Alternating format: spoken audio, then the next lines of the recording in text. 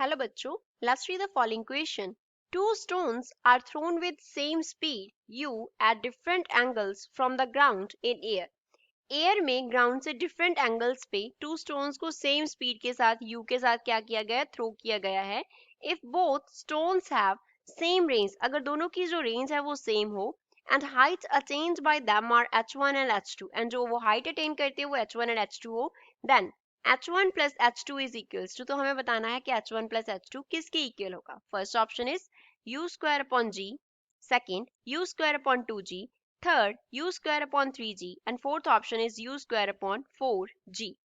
Now first of all we will talk about the key concept used in the question. इस question में क्या key concept use हो रहा है.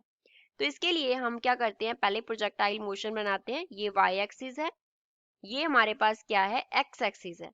तो यहाँ से ओरिजिन से O से मान लो हमने टू प्रोजेक्टाइल्स को फायर किया. एक का पाथ तो ये हम रिप्रेजेंट कर लेते हैं, दूसरे का पाथ सपोज ये है. दोनों का रेंज सेम है, दैट मीन्स दोनों सेम पॉइंट पे स्ट्राइक करेंगे. O से लेके इस पॉइंट तक का जो डिस्टेंस है वो r होता है. r जो है वो रेंज को रिप्रेजेंट करता है, दैट इज हॉरिजॉन्टल रेंज. दोनों का रेंज सेम है, दोनों ने सेम पॉइंट पे स्ट्राइक किया. फर्स्ट को हमने प्रोजेक्ट किया सपोज θ1 एंगल पे, एंड सेकंड को हम प्रोजेक्ट कर रहे हैं सपोज θ2 एंगल पे.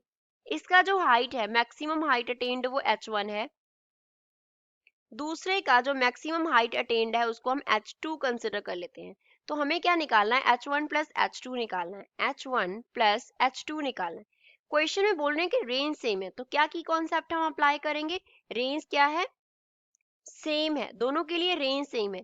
दैट मीन्स अगर जब रेंज दो पार्टिकल्स का सेम होता है तो θ1 एंड θ2 का जो सम है वो 90 डिग्री के इक्वल होना चाहिए, which means θ1 will be equals to 90 degree minus θ2. तो ये हम इसमें अप्लाई करेंगे ये की कॉन्सेप्ट थीटा का, और इस क्वेश्चन को सॉल्व करते हैं. मैक्सिमम हाइट अटेन्ड के लिए फॉर्मूला क्या होता है प्रोजेक्टाइल मोशन में, मैक्सिमम हाइट अटेन्ड के लिए जो फॉर्मूला है वो हमारे पास क्या होता है, h से इसको डिनोट किया तो ये हमारे पास होता है u square sine square theta upon 2g, इसका फॉर्मूला होता है. तो फर्स्ट पार्टिकल के लिए जो हाइट है वो h1 है, तो h1 क्या आ जाएगा, h1 will be u square sine square θ1 upon 2g आ जाएगा. अब यहाँ पे जो θ1 है वो क्या है, 90 डिग्री माइनस θ2 के इक्वल है, एंड जो u है वो दोनों के लिए पार्टिकल्स के लिए स्पीड सेम है.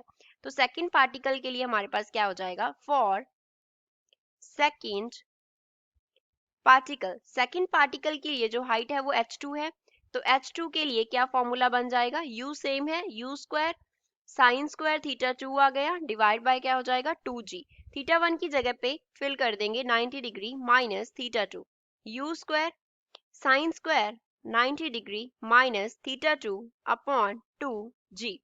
अब यहाँ पे इसको हम फर्दर लिख सकते हैं u square cos square θ2 upon 2g. यहाँ पे हमने क्या यूज किया है, that sine 90 degree minus theta is equals to cos theta.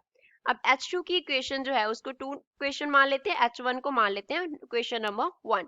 अब इसको फर्स्ट इक्वेशन कंसीडर किया है, इसको सेकंड इक्वेशन कंसीडर किया है, हमें h1 प्लस h2 निकालना है, तो दोनों को ऐड कर देंगे. So from equation first and 2, और we can say adding 1 and 2, जब हम 1 एंड 2 को ऐड करेंगे तो क्या मिलेगा, h1 plus h2 is equals to, h1 क्या है, u square cos square θ2 upon 2g, plus साथ में क्या आ जाएगा h2, that is u square sine square θ2 upon 2g. तो यहाँ से हमारे पास क्या आ गया, h1 plus h2 is equals to u square upon 2g हमने कॉमन निकाल लिया, साथ में आ गया cos square θ2 plus sin square θ2. Now we know that sin square theta plus cos square theta किसके इक्वल होता है, 1 के इक्वल होता है. तो यहाँ से हमारे पास क्या इक्वेशन आ गया, h1 plus h2 is equals to u square upon 2g into 1, which means sum of h1 plus h2 किसके इक्वल है, u square upon 2g के इक्वल है. So this is final answer for the given question. तो given option में से second इसका correct answer है. I hope you understood well. Thanks.